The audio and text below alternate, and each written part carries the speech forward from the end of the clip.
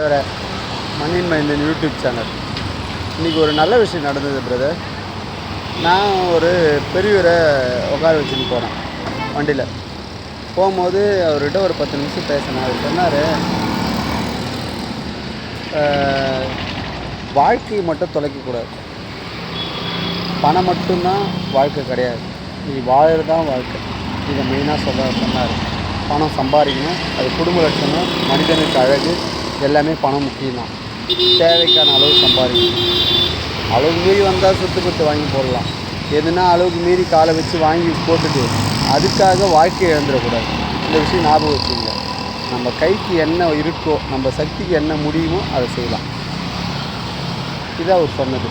ரெண்டாவது, அவர் ஒரு விஷயம் சொன்னார், ரொம்ப அதிர்ச்சியாகவும் ஒரு ஆச்சரியமாகவும் இருந்தது. அது எப்படின்னா, சொத்து எப்போயாவது வாங்கி போகிறோம், அது அந்த இடத்துலேயே தான் இருக்கும்.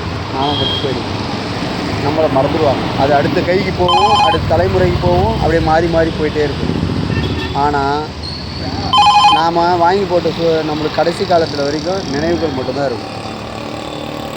மனுஷனில் எவனோ சொன்னான், நல்லது பண்ணால் சொர்க்கம் போவோம், கெட்டது பண்ணால் சொர்க்கமோ, அப்படிலாம் இல்லை. ஒரு மனுஷன் நிம்மதியாக வாழ்ந்துட்டு இந்த வயசில் என் சாவை கரெக்டாக ஏற்றுக்கிற மன திருப்தியோடு செத்தானாவே அவன் சொர்க்கத்துக்கு தான் போவான். அதுக்கு அடுத்தது என்ன சொன்னார்னா, சொர்க்கத்துக்கு தான் போவேன். மன அலைச்சல் இல்லாமல் பாதியில் போகிறவன், இது இல்லாமல் வாழறவன், பொண்டாட்டி பிள்ளையோட யார் அதிக வாழ்க்கை, பிள்ளைங்க, அப்பா, அம்மா, குழந்தைங்க, அவங்க பேர பசங்களோடு வாழறனோ அவன் தான் நல்ல ஒரு உதாரணமாக வாழ்ந்ததற்கான அடையாளம். கோடீஸ்வரன், எல்லா லட்சமும் எல்லாம் வாழ்ந்ததுக்கான ஒரு உதாரணமே. பணம் வச்சுக்கிறவன், காரில் போகிறவன், அவனை பார்த்து பில்டிங் கட்டுக்கிறான், இதெல்லாம் புறாம்படாது. இது அந்த ஐயா சொன்னது. அப்புறம் ஒரு உதாரணமாக அதுக்கு ஒரு உதாரணம் சொன்னார். கவுண்டமணி அண்ணன் இருக்காருங்க, அவங்க பசங்களாம் வெளிநாட்டில் அமெரிக்காவில் செட்டிலாக இருக்காங்க. இதில் கொஞ்ச நாளாக ஒரு ஒய்ஃப் வேறு இருந்துருக்கிறாங்க. அவர் வீட்டாடு தான். அப்போ அவர் ரொம்ப கஷ்டப்படுறாரு. அப்படின்னா என்ன, பல கோடி சம்பாரிச்சவர் கொத்து வச்சுங்கிறாரு, பிள்ளைங்க வெளிநாட்டில் இருக்குது. ஆனால் அவர் இருக்கிறது தனிமை. ஒரு வேலைக்காரி நம்பி அடுத்து கை எவ்வளோ கொடுமை பார்த்தீங்களா. இங்கே என்னன்னா, ஒரு நல்ல மனிதனுக்கு சாவு, அவனும் அவன் மனைவியும் சாகணும். கடைசி காலத்தில் 2 பேரும் ஒன்றா சாகணும்.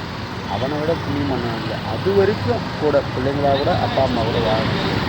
இந்த எண்ணங்களை குறிக்கோளாக வச்சு இதுக்கு நம்மளுக்கு எது செட் ஆகும், என்னென்ன வேலைகள் செய்யணும், அந்த மாதிரி பிளான் பண்ணி வாழணும்.